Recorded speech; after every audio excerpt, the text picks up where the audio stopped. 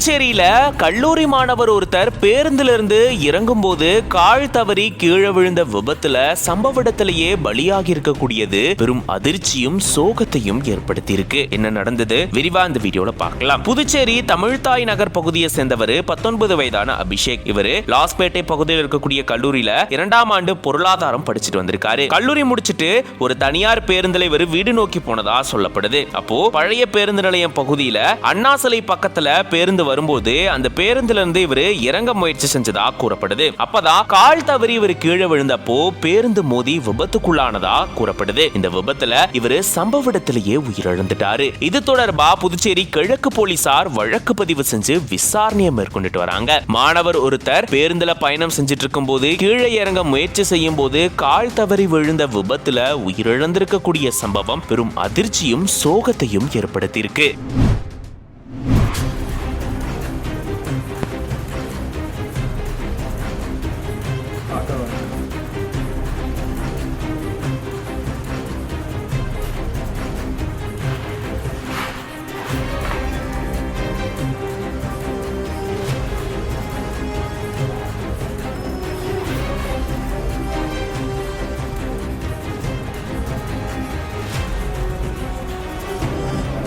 புதுச்சேரியில மது போதையில மயங்கி கிடந்த விவசாயி ஒருத்தருடைய கழுத்துல இருந்த 1.5 சவரன் தங்க நகைய ஆட்டோ ஓட்டுநர் ஒருத்தர் திருடிட்டு போனதா சொல்லப்படக்கூடிய நிலையில அவரை போலீசார் கைது செஞ்சிருக்காங்க.